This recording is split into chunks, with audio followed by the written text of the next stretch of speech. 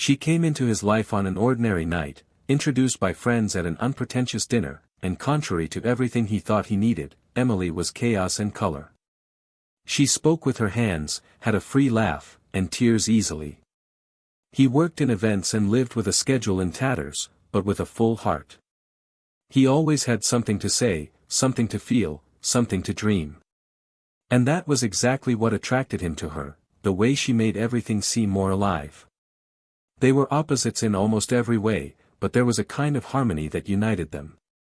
While Noah preferred quiet nights at home, Emily loved the excitement of the streets.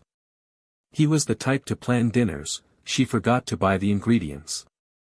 And even with these differences, or perhaps because of them, they complemented each other in a surprising way. He gave ground, she gave wings. He brought silence when everything screamed, she brought noise when everything fell silent. Together, they created a home that wasn't perfect, but it was real. A small apartment, smelling of fresh coffee in the morning and stacks of books beside the sofa. Plants in every corner, some surviving out of stubbornness, others blooming without warning. It was a home built on daily choices, from who did the dishes to which movie to watch on a Friday night. Noah always considered love a silent pact. He wasn't a man of grand gestures, but of constancy. He woke up early and made her coffee even when she didn't drink it. He left short notes in unexpected corners, sometimes with just a heart drawn on them. He didn't say, "I love you," every day, but he looked at her like someone who loves silently. Emily, on the other hand, was intense. She needed words, confirmation, warmth. She wanted to feel desired, admired, placed at the center of a world already too full of distractions. And over time, this need began to clash with Noah's more restrained form of love. He didn't change.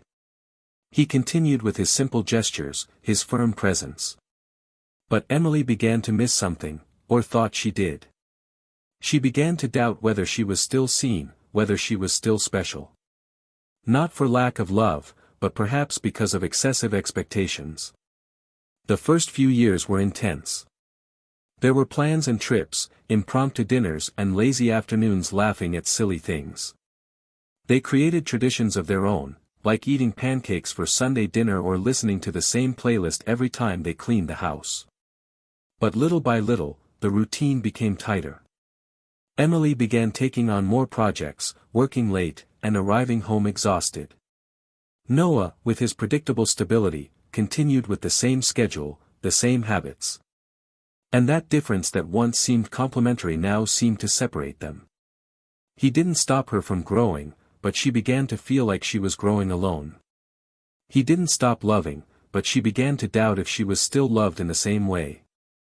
There were no constant fights, no yelling. But the silence between them grew thicker. Talk about children was postponed. Kisses became shorter. Nights on the couch became spent on separate phones. Even so, there was affection. When she came home late, he left the living room light on. When he was sick, she made soup and cared for him with visible tenderness. But a distance was growing between them, and neither of them knew quite how to bridge it. Life, with its rush, kept pushing them in different directions, even though they slept in the same bed. And it was in this space, this gap between routine and desire, that their story began to change. But there was still no betrayal, no deep hurt. There was just a woman trying to understand if she was still the same person within that relationship, and a man trying to hold together everything that, for him, still made sense. Noah, despite everything, continued to believe.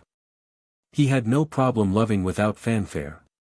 He believed true love was the kind that endured even on ordinary days. He didn't worry about constant surprises, but about stability. For him, love was knowing she would be there when he arrived, and that he would be there for her, always. Emily, however, increasingly caught up in the fast pace of her events, surrounded by intense people, began to see her own relationship as something too gray. She compared, even unintentionally. New people were coming all the time, easy compliments, lighter conversations, mutual interest in new things. And that was starting to stir something inside her. It wasn't disrespect, yet. It was a restlessness. A subtle but persistent emptiness. An unanswered question, is that all? But she never said anything. Not with words. At most, a long sigh, a lost look, a change of subject when he tried to touch on something deeper. And he, who knew every detail of her, understood, but didn't know what to do. I was afraid to ask and hear what I didn't want to. I preferred to believe it was just a phase. That it would pass. That it was fatigue. Work. Time. And so, day after day, they maintained a semblance of normalcy. To their friends, they were the exemplary couple. The ones who seemed to understand each other with a look. Who worked because they knew how to respect each other's space. But inside, something was cracking. And only those who love deeply see the cracks before others do. The world around her wasn't helping. Emily saw single friends experiencing intense romances, being desired, flowers, trips, passions. She also saw unhappy married friends, trapped in lifeless relationships. And she was caught in the middle, unsure of where she stood. She had someone who loved her, yes, but she felt she lacked spark. She lacked that feeling of being unique. Of being chosen every day. And it hurt more than she cared to admit. Because she knew Noah was good. That he didn't deserve doubts, much less distance. But she couldn't control the inner turmoil. It was as if something inside her was crying out for more, and she wasn't sure what that more was. There were nights when she watched him sleep, his chest rising and falling calmly, his features serene. And she wondered, why am I feeling this way? Instead of finding peace in the man who chose her every day, she felt guilty for no longer feeling the same enthusiasm. And she tried to compensate. She was more affectionate some days, more present on others. But it was as if she were fighting a part of herself. And this silent, internal struggle shaped the next steps of the story that was about to split in two. Nothing they experienced was a lie. There was no falseness in the love they built. But sometimes, time turns certainties into doubts. And doubts, when fed, become abysses. Amidst this scene of apparent tranquility and discreet affection, something was preparing to explode. Still invisible to those who only see what is said, but obvious to those who feel what is not. And it was at that point, at that very point where love and dissatisfaction intersect, that Noah and Emily's paths began, slowly and silently, to drift apart, without either of them having the courage to admit it. Yet, Noah had been sensing for weeks that something was different, but he wouldn't say it. Perhaps out of fear, perhaps out of pride, or perhaps because, like so many who love, he preferred to believe that love survived even the absence of words. She thought I hadn't seen her kiss with her boss at that special party. But I saw it. I saw everything. From the half-open door of the side room, I saw the exact moment she smiled as if forgetting the world, rested her hand on his chest as if leaning on the certainty of affection, and, without hesitation, surrendered herself. It wasn't an accident, nor a mistake fueled by alcohol or the euphoria of a festive night. No. It was a choice. And choices, however hasty, carry consequences. I went to her with the divorce papers folded in my jacket pocket, my heart bleeding silently, my mouth dry of everything, love, trust, the future. She tried to deny it. She made an Oscar-worthy scene. Her look of shock, her voice trembling, her icy hands gripping my arm as if there was still something to hold on to. She begged. She cried. But the sound of the kiss still echoed in my head. All I could say was, I'm not here to argue. Just to close. And there I ended it. Not just a marriage. I ended a story. I ended a man who gave himself completely. Who made coffee before going out, who texted in the middle of the afternoon just to remind me how much he loved me. I ended the plans for a bigger apartment, the conversations about kids, the lazy Sundays with pizza and blankets. I ended the version of myself that believed love was enough. In the following days, her silence screamed louder than any excuse. And when she tried to contact me, it was too late. Her phone number became an unknown number. The memories, though still alive within me, were being buried one by one, like old photos stored in an attic smelling of abandonment. While she faced the emptiness of the room now without me, I began again, with short, staggering, but determined steps. I discovered that our hearts don't die all at once. They gradually relearn to beat to the rhythm of freedom. And that's when I met someone. Someone who didn't promise the world, but delivered presence. Someone who didn't rush to say, "I love you," but looked me in the eyes as if to say, "I'm here." It was different. It was calm. It was secure. And for the first time, after so long, I understood that peace can also be synonymous with passion. Because after a turbulent love, full of ups and downs, betrayals, and empty reconciliations, peace becomes the deepest love anyone can know.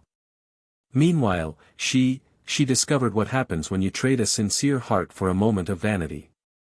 Her boss, the very one she kissed as if he were the answer to all her needs, didn't want ties. He wanted distraction. And when the party was over, he disappeared. There were no more messages, no invitations, no promises. All she was left with was the echo of her own choices, resonating in the silence of the room where I used to leave her sleeping with a kiss on her forehead. Alone. Without him. Without me. Without anyone. And, worst of all, with guilt. Guilt is the worst kind of companion. It's silent, constant, and knows all the shortcuts of memory. She would walk around the house and see my pictures she didn't have the courage to take down. Or I would see the empty spaces on the walls where they had been. I would find my clothes forgotten in a drawer and cry. I would go to the supermarket and see my favorite juice, my cheap wine, my hot sauce. And everything hurt. Because it was real. Because it was over. And, unlike me, she didn't have a new life to stitch up the wounds. She only had the pieces, and they all pointed back at her. The cruelest thing about betrayal isn't the end of the relationship. It's what dies in the betrayed. The mirror changes. Breathing becomes heavy. Trust, even with another person, takes a long time to return. We begin to doubt our own worth. And for a long time, I thought I'd failed. That maybe I hadn't loved right, cared enough, listened to the signs. But no. Over time, I realized, those who cheat, betray themselves first. Because you have to believe you deserve less. That real love is boring. That stability is cold. And when they realize what they've lost, there's often no going back. She tried. She returned one day, weeks later, with sunken eyes and a haggard face. She carried a look that begged for redemption. She asked me for forgiveness, as if forgiveness were an eraser capable of erasing a knife mark. She said she'd been confused. That she felt alone, that I was distant, that she needed to feel wanted. I heard it all.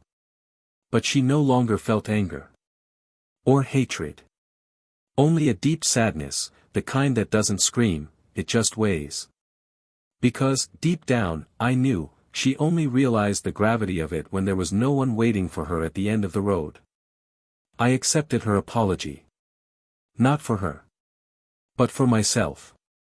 Because carrying resentment is allowing pain to dwell unchecked in our hearts. And I had already paid too dearly for loving too much. When we met again, she cried, holding my hands with the same intensity as someone holding on to something that's slipping away. And she did. But not like before. It was a gentle, inevitable escape, like sand between my fingers. I told her it was okay, that I held no grudges, that I hoped she would be okay. And I meant it. But she knew, and so did I, that this was our last meeting. And so, each of us went our separate ways. She with regret. I with serenity. But fate has curious ways of rubbing the truth in our faces. Because true love, once lost, doesn't return. And she discovered this the cruelest way, trying to love again, but comparing. Searching for something that no longer exists. beating herself up for not appreciating it, and drowning in memories of what she destroyed with her own hands. While I, who was shattered, rebuilt myself. And found something rare, someone who loves me not for what I can offer, but for who I am, even in my silences. But what most impacted this story wasn't the end of the marriage. It was what she did, weeks after the separation. A lonely, painful, and unexpected gesture. A gesture that made me realize that, no matter how much we forgive, no matter how much we rebuild, certain wounds leave eternal scars. And it was this gesture that changed everything, forever. Because her heart couldn't bear to live in the same place where she was once truly loved. And when she realized nothing else would fill that void, she did something no one expected. Welcome to the channel. Here, no form of betrayal is condoned or romanticized. All the stories you hear are fictional, created with the purpose of showing how betrayal destroys lives, corrodes relationships, and leaves deep scars. The moral is clear, it's not worth exchanging true love for empty moments. Now, get ready. Because what you're about to hear is a shocking, intense, and unforgettable story. Happy listening. Their story began like so many others that seemed destined for the ordinary, but which, for some reason hard to explain, transformed into something greater than expected. Noah was a reserved type, with a look that said more than his mouth could ever convey. He had a calm way of listening, as if every word spoken to him was precious. He worked in financial planning at a mid-sized company and lived a disciplined life, not out of coldness, but because he learned early on that the world rarely forgives the disorganized. He had a solid routine, an organized home, and a mind that always sought stability. When he met Emily, it wasn't by chance or fate, but by choice. Emily remained the same in many ways. She still laughed out loud when talking to her friends, still got excited when planning events, still said good night with a kiss on the cheek before bed. But there was something in the way she touched him, in the way she looked away when he watched her silently, something subtle, almost imperceptible, but that screamed inside him like a constant warning. Noah wasn't a paranoid man. Quite the opposite. He'd always believed that love was about trust, that true relationships couldn't survive surrounded by distrust. But there was a silence in her eyes, a haste in her gestures, an absence on Sundays at home that he could no longer ignore. Emily spent more time away. Events became more frequent, family dinners fewer and far between. She began to concoct last-minute appointments, late-night meetings, short trips that suddenly appeared. She still told him she loved him, still smiled at specific moments, but she seemed exhausted from being there. Noah began to notice her avoiding long conversations, breakfasts together, the little traditions they'd always made a point of maintaining. Her phone was now face down all the time, and her passwords changed. And yet, he tried to believe it was just a phase, that the stress of work and the grueling routine were taking their toll. But the more he tried to convince himself of this, the more the evidence piled up. He began to notice details he hadn't noticed before. New perfumes, automatic smiles when he used his phone, calls hung up too quickly. She was different, not physically, but in her soul. Her energy was no longer his, and although she was present in body, she had become absent in everything else. Noah didn't ask questions.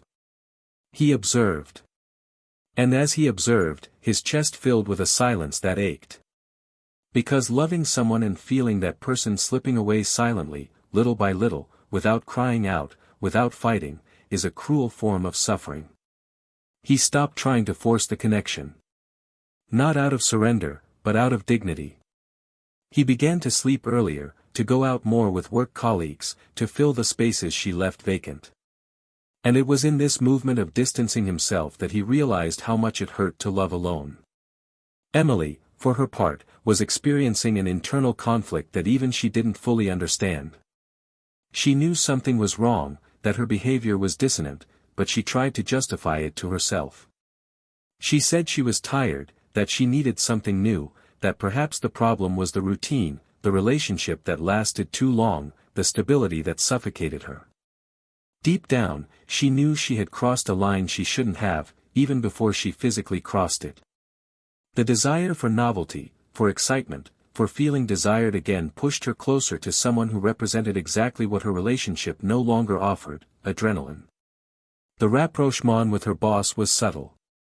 It began with more relaxed conversations after meetings, with exchanged smiles that went beyond the professional, with invitations disguised as networking. Emily let herself get carried away not because she didn't love Noah, but because she confused love with a need for stimulation. And before she knew it, she was in too deep.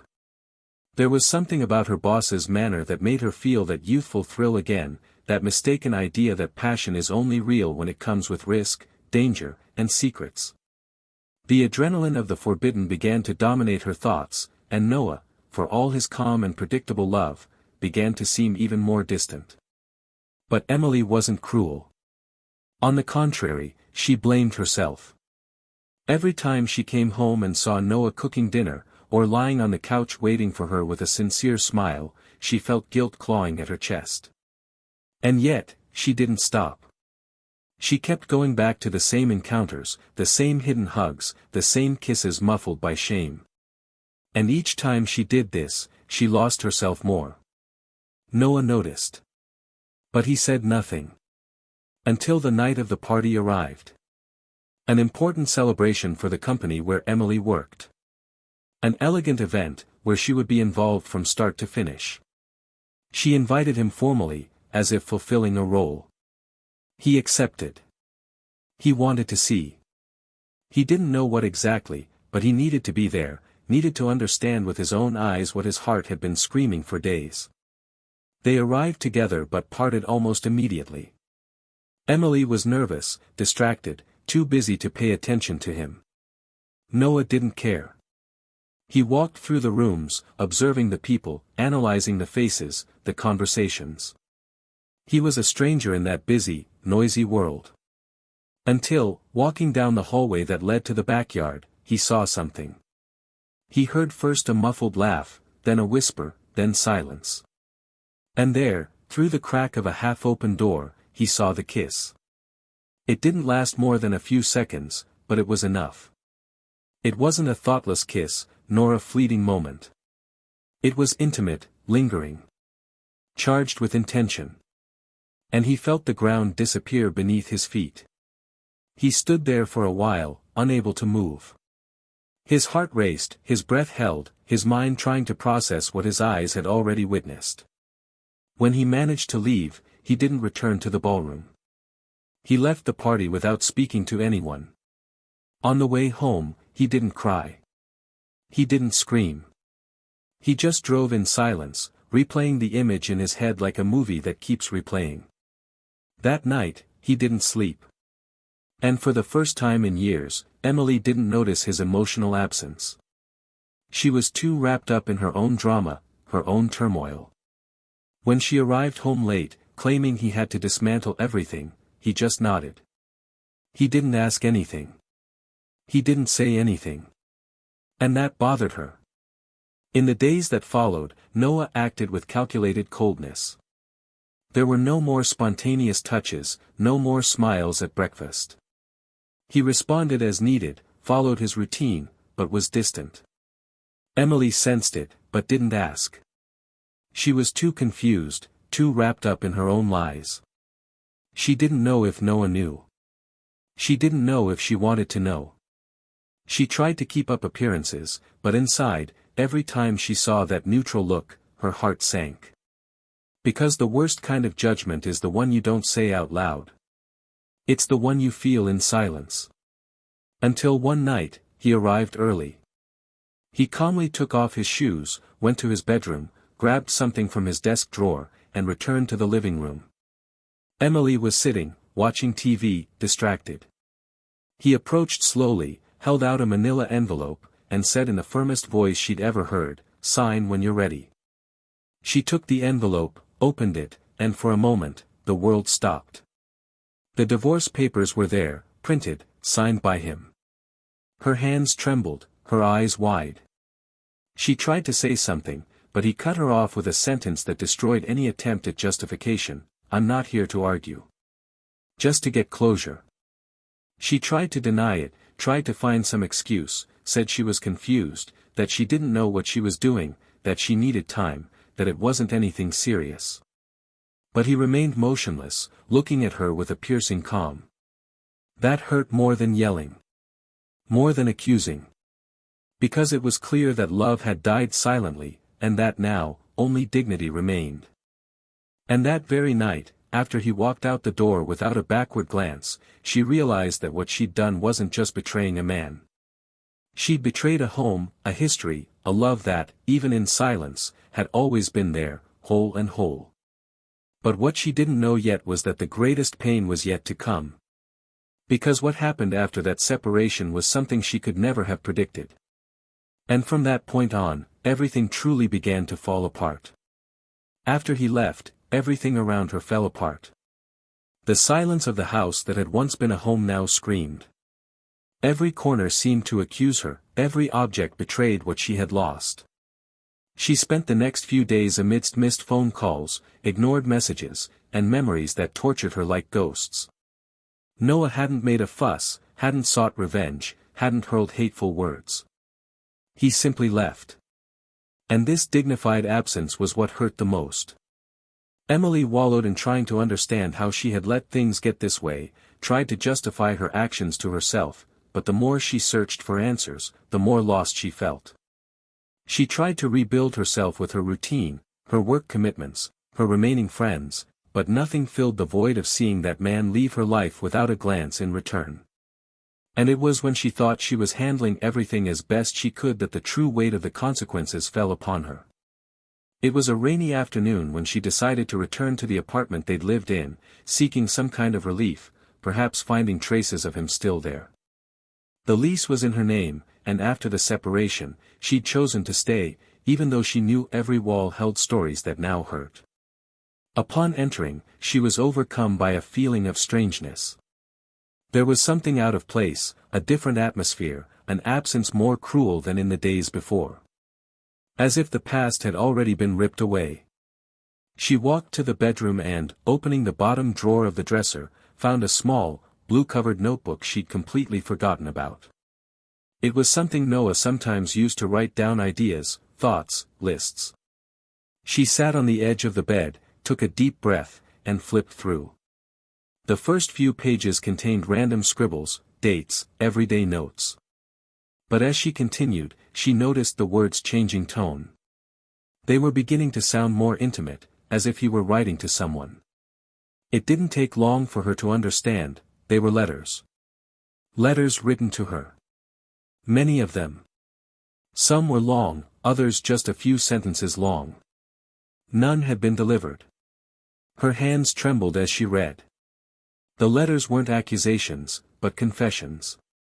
He spoke of his fear of losing her, the silent pain of no longer feeling seen, the struggle to continue loving when the love was no longer reciprocated.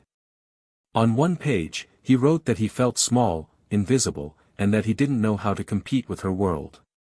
On another, he said he sometimes wanted to ask her if she still loved him, but held back for fear of the answer.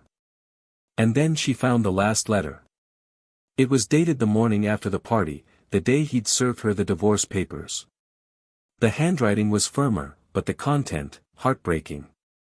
He wrote as if he were leaving everything there, his last words to someone who no longer listened. The letter ended with a sentence that kept hammering in her mind, "Today I realized I've already lost you. All I can do is accept it. But one day, you'll understand what you lost, too. And it will hurt." She slammed the notebook shut, brought her hands to her face, and wept with raw despair, as if she were being torn apart from within. For the first time, she felt not just regret, but true loss. She realized it wasn't just a phase, a mistake, a human failing. It was a decision. And that this decision had cost her something she might never recover. In the days that followed, she tried to focus on work, to rebuild something of herself, but nothing seemed to matter.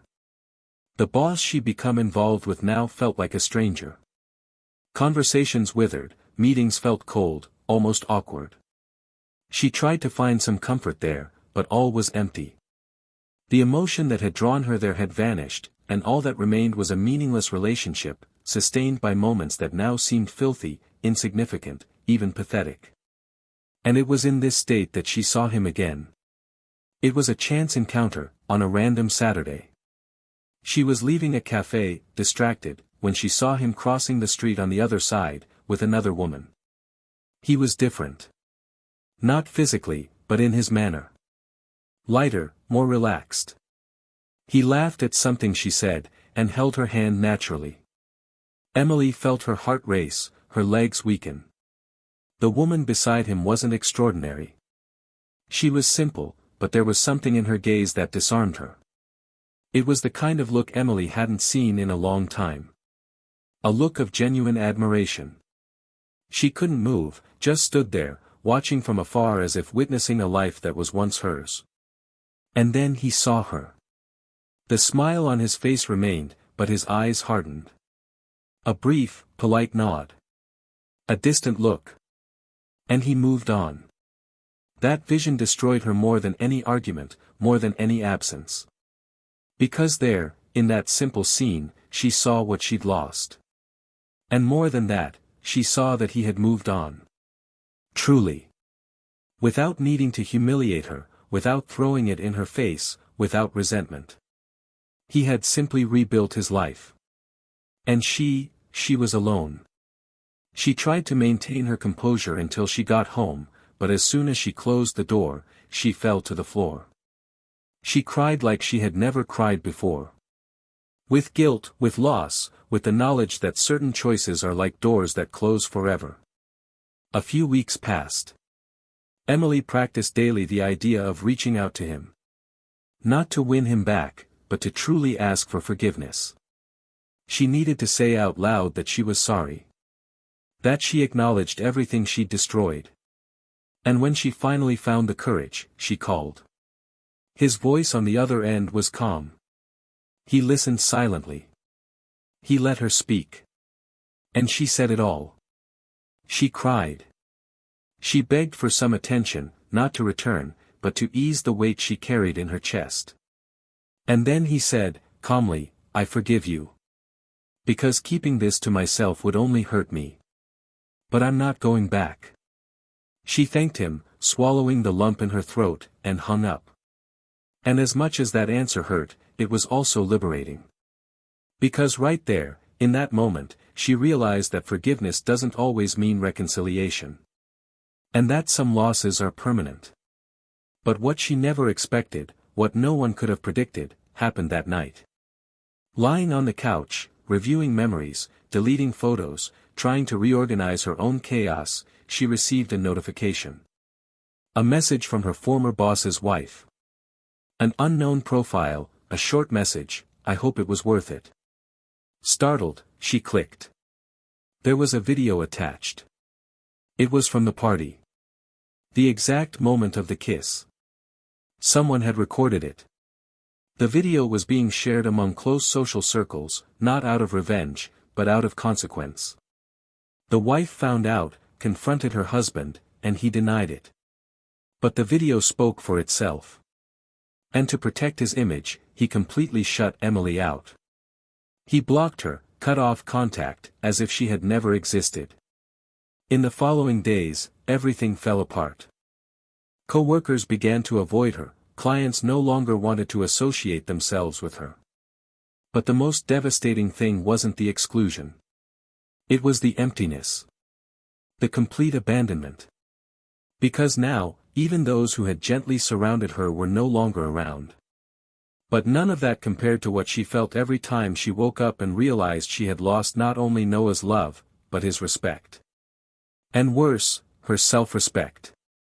Noah, on the other hand, was now a different man. Little by little, he rebuilt himself from the pain. He found in another woman what he no longer expected to find, peace. There were no games, no unanswered questions. There was silent complicity, simple smiles, and the discreet love he had always valued. When he thought about everything he had experienced, there was no hatred. Only learning. And in silence, as had always been his way, he moved on. But to this day, Emily carries the image of the blue notebook as a living reminder of what she destroyed. Because some mistakes are like tattoos on the soul, they don't fade with time. And they never, ever stop hurting. Without the support of her work, without the attention of her lover who had completely disappeared, and without the presence of Noah, who was now just a name echoing in her memory with weight and shame, Emily felt completely suspended in time, as if life had continued for everyone but her. The days lost their shape.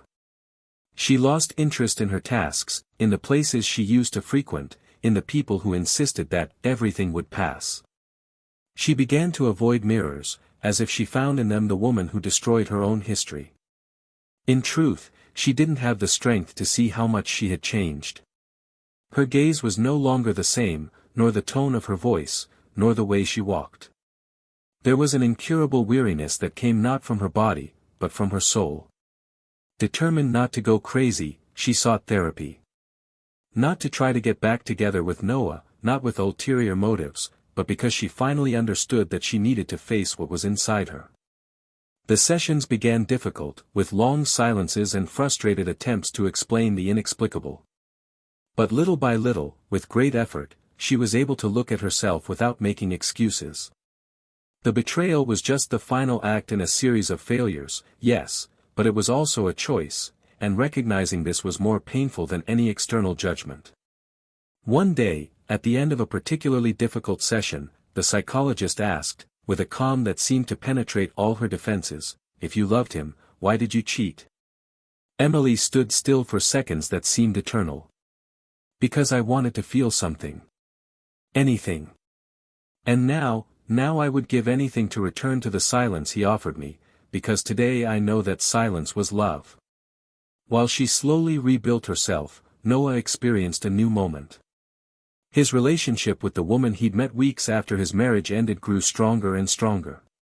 She was different in every way, but she shared the same outlook on life he'd always had, a simple but constant love. Someone who looked him in the eye without urgency, who didn't pressure him to be more than he was, who respected silence and shared Sundays with coffee and casual conversation. For the first time in years, Noah felt he didn't need to prove himself. He was accepted. And this healed him slowly. It was on an autumn afternoon, months after everything, that the inevitable reunion happened. Noah was in a small bookstore, the kind he used to frequent alone, where the aisles smelled of old pages and fresh memories.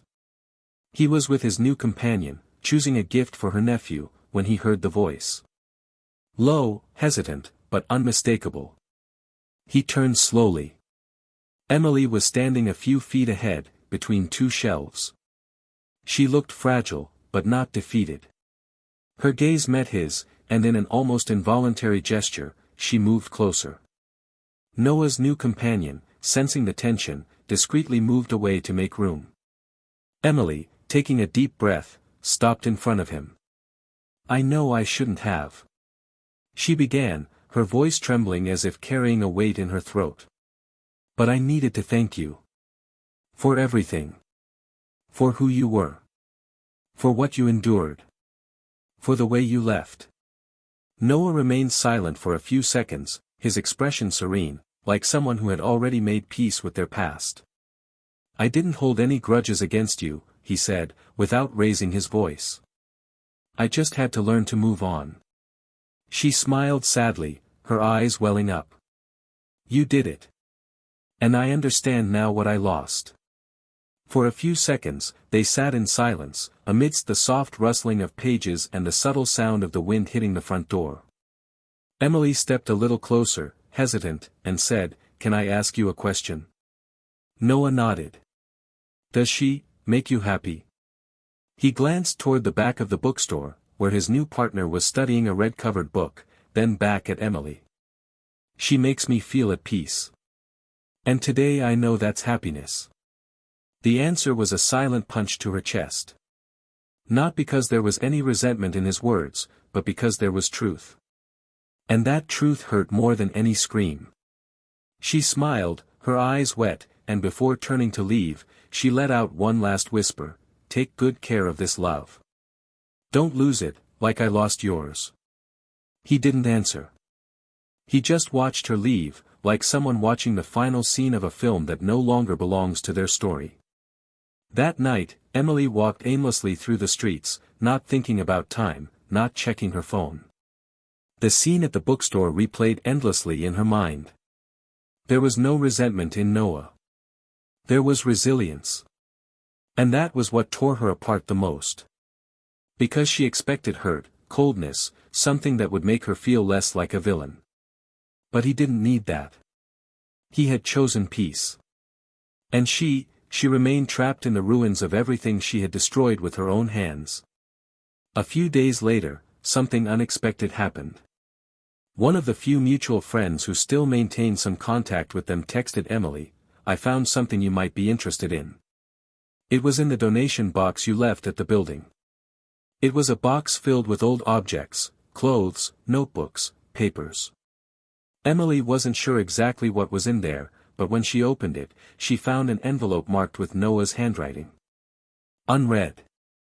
"Just leave it in my name in case I disappear before I finish writing," read the note on the side. Inside was another letter. The last. Unlike the previous ones, this one seemed not to be written to be read. It was almost a confession. In it, Noah spoke of the pain he felt the week of the separation, the thoughts that invaded him, the feeling of being thrown away like something disposable. But he also spoke of starting over. Of the promise he made to himself that he wouldn't let that pain define him. And the letter ended with a sentence that brought Emily to her knees on the living room floor: "If I ever love again, it will be completely. Because love is only valuable when it's complete. Like the one I gave you, and that you threw away." Emily folded the letter carefully, as if touching something sacred. In that moment, everything became clear. It was no longer about winning back, about trying to erase the past. It was about acceptance. About understanding that not all mistakes can be fixed. That some things cannot be recovered. And that the greatest punishment for betraying someone who truly loved you isn't loneliness, it's remembering every day that that love was real. And that it will never be yours again. That same night, she went to the lake where they used to walk in the first months of their relationship. She sat on the rusty bench, watched the lights reflecting on the water, and took out of her pocket the ring she'd never had the courage to throw away. She stood there for minutes in silence, holding the small golden circle between her fingers. Then, she took a deep breath and released it. Not as someone trying to forget, but as someone finally accepting. And in that instant, something inside her was released. The pain didn't go away. The guilt didn't disappear. But for the first time, Emily understood that redemption doesn't always come with forgiveness or return. Sometimes, it comes with the courage to acknowledge, accept, and move on. Even if the path is lonely. Even if regret walks alongside. Meanwhile, in another part of town, Noah arrived home with the woman who was now walking beside him. They cooked dinner together, laughed at silly things, and shared a quiet kiss before sitting on the couch. And before going to sleep, he wrote a line in the new notebook he kept beside his bed: "I've started over. And for the first time, I carry no pain. Only gratitude for having learned, and for having found the peace I deserve." And there, on that ordinary night, in separate houses, two people lived opposite fates. One finding redemption in rebuilding. And the other learning, too late, that some loves only come once in a lifetime. And once they're lost, they never return. The silence that followed the reunion and the reading of the unpublished letter settled over Emily's life like a thick fog. It was no longer a vivid, throbbing pain, but a profound absence, made of memories and the recognition of all she had lost. She continued attending therapy, even though she could no longer speak of Noah frequently. His presence, though physically distant, still lingered in all her deepest thoughts, like a scar that doesn't burn but never fades. He had worked cautiously again, slowly rebuilding the trust of those remaining around him. But there was a difference in his behavior that everyone noticed. The energy that had previously overflowed was now measured, almost contained. Emily no longer laughed loudly, nor did she occupy spaces with the same impetus. She walked as if recognizing that something within herself had been definitively broken. It wasn't about regret. It was about knowing that regret, in and of itself, brings nothing back. The world moved on, and she was part of it, but in a different way. She began to write, not to publish, nor to show anyone, but as a way to record what hurt. She filled notebooks with fragments of her feelings, with questions she still didn't know the answers to, with accounts of good and bad days. Sometimes she wrote to him, even though she knew those words would never be delivered. In one passage, she wrote that she finally understood what it meant to love someone to the point of recognizing they were no longer worthy of returning. She had understood too late that love isn't just about passion, but also about loyalty and constancy.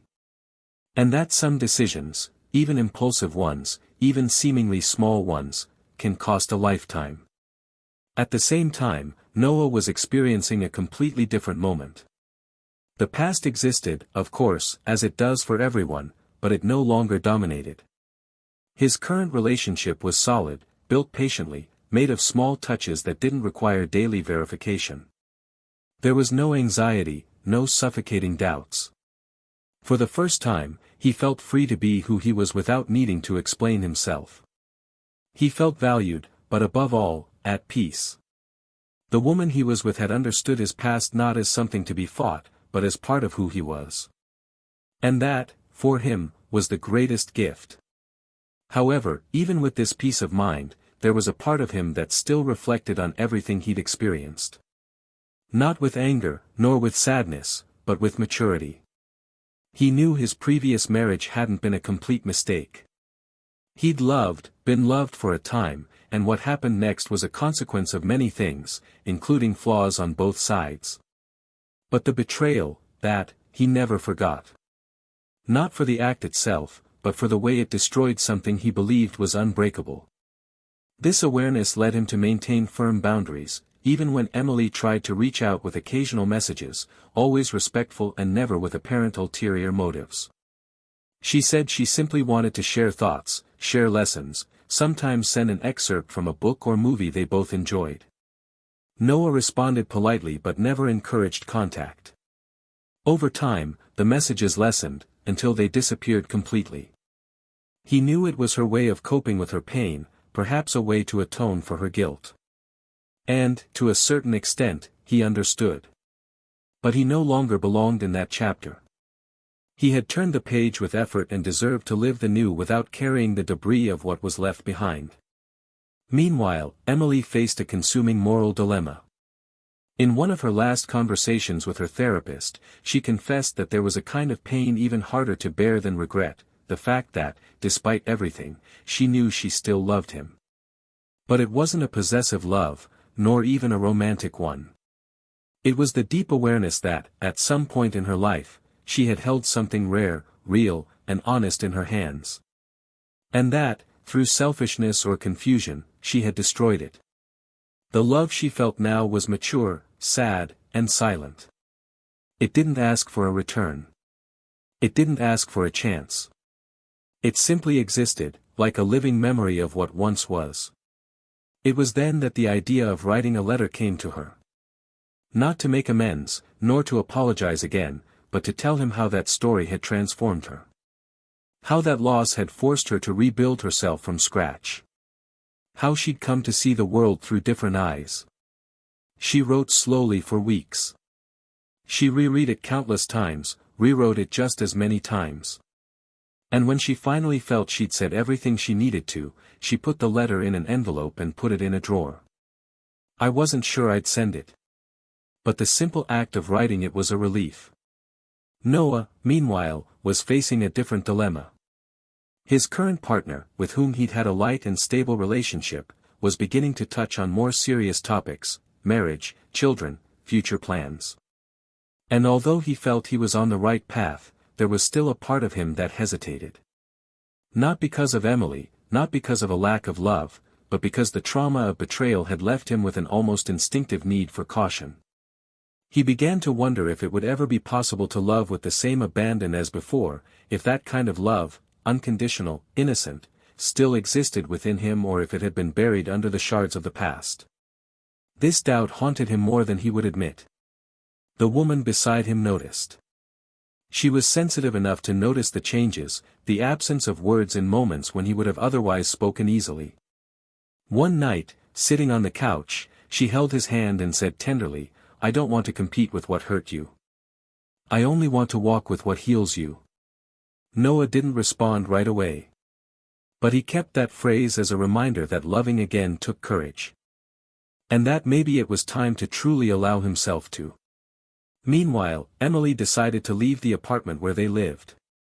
She had tried for months to transform that place into something new, something her own, but every corner carried the shadow of a time that no longer existed. She rented a smaller, simpler space in a different neighborhood, where no one knew her story. She wanted to start over authentically.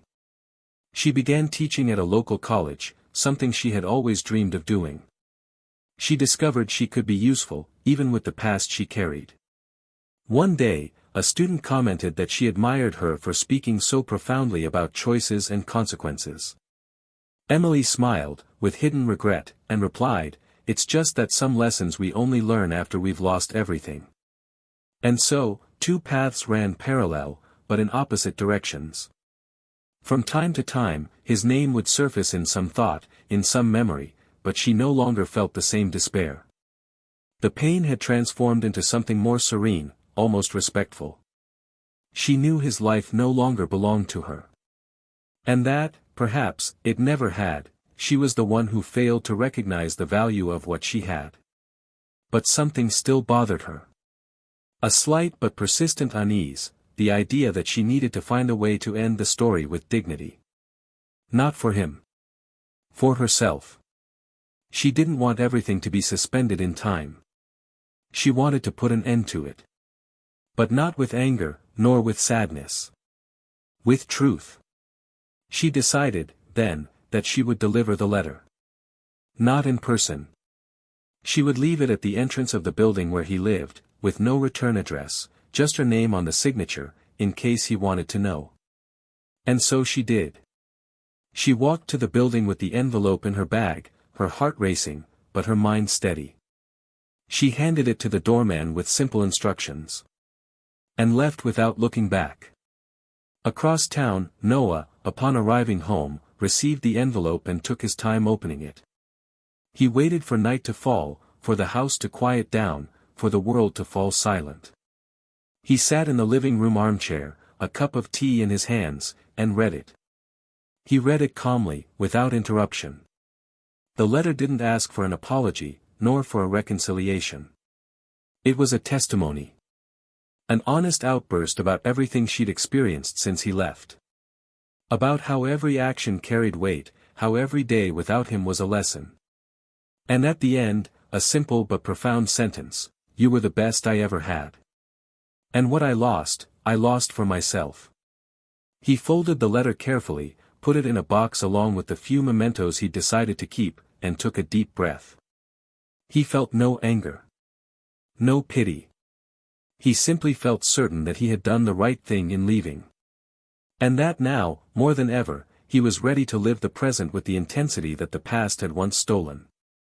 Time, with its precise ability to align what seemed out of sync, began to close the final cycles.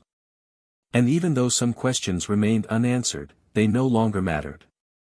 Because sometimes, the true answer lies in what we choose not to repeat. And in what we choose to leave behind. The envelope had been read, carefully folded, and put away without haste, but the letter Emily had written didn't leave Noah's mind as quickly as he'd imagined. There was a sincerity there that was hard to find, not in the content itself, but in the way she exposed herself without trying to justify herself. And even though he'd closed the door on the past, it was impossible to ignore that this account contained parts of him too. Their story had existed, had been intense and real for a time. It was no longer the center of his life, nor his anchor, but it was still a memory that pulsed silently, like a soft echo from a distant home. That same night, as he lay beside his new companion, he watched her sleep for a few minutes. He had learned to value that kind of silence, the one accompanied by presence, quiet affection, serene loyalty. He was at peace, but now, for the first time in a long time, he felt that perhaps there was something more he could do, not for Emily, but for himself. In the days that followed, Noah began revisiting places that marked phases of his life. It wasn't nostalgia. It was more like a kind of closure. He returned to the square where he used to walk with Emily, to the cafe where he'd written some of the undelivered letters, even to the small shop where, years ago, he'd chosen his engagement ring. He didn't cry during any of these moments. He simply observed, breathed, and acknowledged that all of this was part of who he was, not because it determined his present, but because it helped shape what he no longer was. Deep down, he knew her letter was an attempt at reparation. But he also knew it wasn't his place to offer comfort to her regret. The pain she felt, however genuine, needed to be faced by her, not by him. Even so, something inside him drove him not to let their story end with just one absence. It was then that she decided to write. Not a reply, not a long letter, not a rant. Just a note, short, direct, but full of meaning. She wrote it by hand, without erasures, on a simple piece of white paper, and left it at the same entrance where she had left her letter weeks before. Emily received the envelope as she was leaving for class. She hadn't expected anything more. She thought he hadn't even read it. She sat on a bench in a nearby park and, with trembling hands, opened it. The paper contained only 3 lines. I read it. I understood it. And now I know it's all in its place. There is nothing left between us, but there is respect. Take care of yourself, like I did when you didn't know how yet. Emily stood there for minutes, her eyes fixed on that note, feeling something impossible to name. There was no promise, no hope, no anger. It was just an elegant full stop, the kind rarely seen in real life. She folded the paper and tucked it into her coat pocket. For the first time in a long time, she felt light. The cycle had ended, and not with shouts, slammed doors, or deleted messages. It had ended with truth. With maturity. And, ironically, with the same silence he always offered, which she took too long to understand. Meanwhile, Noah's days continued with the peaceful rhythm he'd always sought. But something new was growing in his current relationship. The woman walking beside him began talking about starting a family. She brought the subject up with affection, without pressure, but with a clarity that brooked no evasion. Noah listened, reflected, and gradually discovered he was ready. Ready to begin a new story without ghosts, without guilt, without fear of repeating past mistakes. One quiet evening, after dinner, he held her hand and told her he was ready. Not on impulse, not to erase memories, but because he had healed. And now, for the first time, he wanted to build something whole, not with someone who demanded proof of love, but with someone who chose him in silence, day after day. Emily, on the other hand, found her way to rebuild in her simple routine.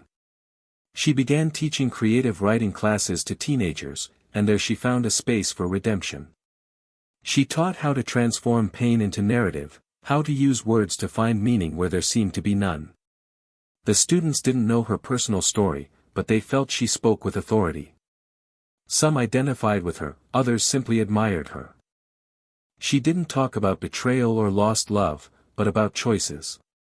About how every decision shapes a path. In one of her classes, a student asked her, "Do you believe in second chances?" She smiled with discreet sadness and replied, "I do, but I've also learned that some first chances are unique. And that losing one of them teaches us more than any new beginning." Weekends became moments of introspection. I read a lot, wrote, walked. I avoided parties, avoided reunions. Not out of shame, but out of respect for the new space I was trying to build. A space that no longer depended on the gaze of others, but on my own conscience. Sometimes, he wrote notes he never sent. Other times, I simply took a deep breath and accepted the day as it was. Little by little, I began to understand that peace isn't the absence of pain, it's the decision to carry on, even when it still hurts. An unexpected event confronted her with a choice that would test everything she had learned. She was invited to give a talk at a literature conference, and among the attendees was the woman who was now part of Noah's life. She didn't recognize her immediately, but when she saw the name tag, she understood. There was a sudden unease, but it was soon replaced by a strange kind of serenity. At the end of the event, the two ended up alone for a few minutes in the breakout room. There was an awkward silence between them, until Noah's new companion spoke, without aggression, "I know who you are." Emily nodded, without looking away. "And I know who you are too." The woman took a deep breath, then said, "I have nothing against you. He overcame you with far more class than anyone could. I just wanted you to know that." Emily replied firmly, but without arrogance, "I never doubted his greatness. I just recognized it too late." They stared at each other for a few more seconds. There was no argument there. Two completely different worlds, for a brief moment, crossed paths. There were no more words. There was no need. The woman left the room, and Emily stood there, staring at the cold cup of coffee on the table, feeling that this encounter, however uncomfortable, had sealed the past once and for all. There was nothing left to hold on to. No resentment, no longing. There was only an immense lesson learned, impossible to erase. On the way home, she wrote a final page in her diary, saying that if life gave her the chance to love someone like Noah again, she wouldn't hesitate. But now she knew she didn't deserve it then. Not yet. And maybe never again. But she would live in such a way that if a new love came, she would be ready. Not to ask, not to demand. But to give, completely, as she had never been able to do before. As the world around them changed, two hearts that were once one now beat in different rhythms, but without weight, without guilt. Between them stood a silent bridge of respect, built from the rubble of a destroyed history, but transformed into a lesson. And sometimes, that's all one can hope for in a worthy ending. Because not all love ends in return. Sometimes, it ends in growth. And this is the kind of ending that leaves scars that don't hurt, they only teach. Time moved forward as if in a silent rush to wash away everything that once hurt. The months piled up in seasons that passed almost without warning, and little by little, each person's life found its course, not by chance, but by insistence. Noah and his partner formalized their union in a discreet ceremony in the garden of a house they chose together and carefully renovated, brick by brick, as if rebuilding the soul through the walls. There was no pomp, no hundreds of guests, just essential people, sincere glances, and vows made with a clean heart. There, he didn't repeat promises torn by old wounds. He made new ones. He said he would love unhurriedly, that he would respect the silences and celebrate the joys shared. And at the end of the night, he sat beside the woman he chose and understood, with an almost sacred relief, that he had truly found peace. Not the peace sought as an escape, but the one achieved after the storm, when love no longer needs to prove anything. It was the certainty that everything that hurt taught him to love better, but also to love himself more truly. His new partner didn't live in the shadow of what he had been. She never had to compete with memories, because she never wanted to occupy spaces that didn't belong to her. She built a relationship with him based on the present, without the pressure of healing wounds she didn't inflict. And that made all the difference. They didn't carry unrealistic expectations, nor ghosts between the sheets.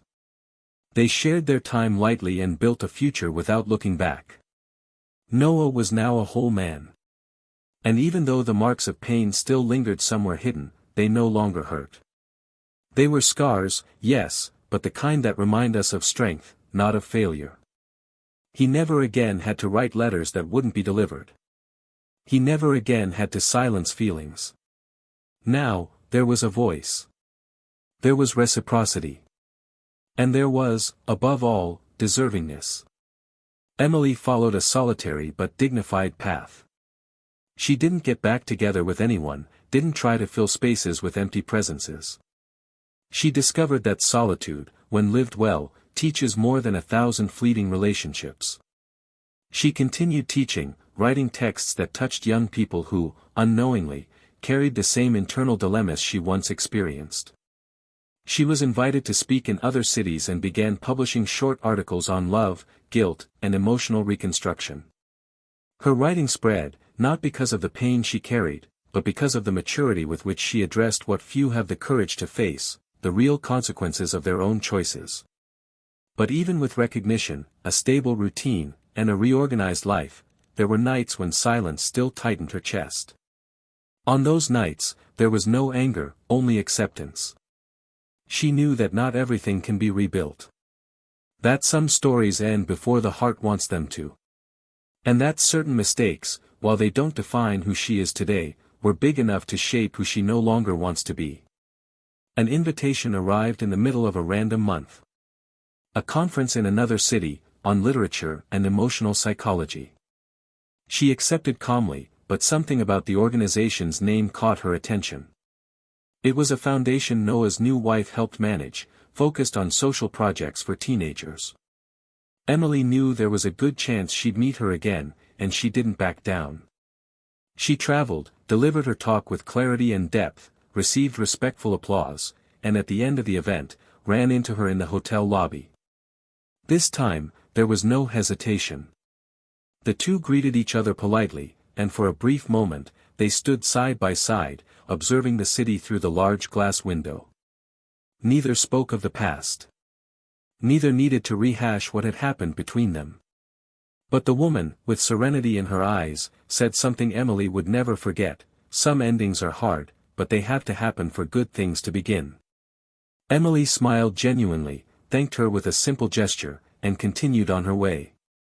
On the last day of that conference, Emily walked alone downtown and entered an old bookstore. She ordered a coffee, chose a random book, and sat in a secluded corner. As she leafed through the pages, her gaze fell on a couple sitting a few feet away. They laughed softly, shared a piece of cake, exchanged tender glances. It wasn't Noah and his wife, but the image weighed heavily on her. It was familiar. It was beautiful. And at the same time, it was a reminder that some scenes never repeat themselves in real life. She closed the book, left her coffee half drunk, and left, walking silently through the streets, dimly lit by the end of the day. That night, she wrote her last entry in the journal she'd been keeping for almost 2 years. In it, she no longer spoke of loss, nor of regret. She spoke of acceptance. About the kind of peace that comes not from achieving something, but from learning to live with what cannot be changed. And at the bottom of the page, she wrote, "I was not forgiven by him with words, but I was freed by myself with truth." Time continued to pass, as it always does. And their paths, though different, continued peacefully. Noah continued to build a solid life, surrounded by peaceful love, conscious choices, and a healthy routine. Emily, in turn, found purpose in helping others avoid repeating their mistakes. The world is often cruel to those who make mistakes, but it can also be generous to those who have the courage to change. And it was in this balance that she found what she needed to carry on. She didn't forget Noah. She didn't forget the pain. But she transformed both into fuel to never return to who she once was. If you've made it this far, you've certainly felt the weight of this story, the choices, the losses, the reactions, and the consequences.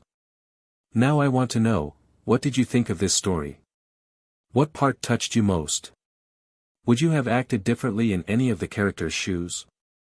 Leave your opinion in the comments below. Your voice matters a lot to us. And of course, if you're not already subscribed to the channel, subscribe now, turn on notifications, and stay tuned for upcoming episodes. Every week, a new intense and exciting story, full of twists and turns and reflections. This story reminds us that betrayal doesn't just destroy relationships. It hurts the most precious thing between two people, trust. It tears apart families, shatters plans, and uproots dreams. And often, what's done in a second can reverberate throughout a lifetime. Cheating isn't just a mistake. It's a rupture. A deep cut that leaves scars even when everything seems healed. And remember, this channel does not condone any kind of betrayal.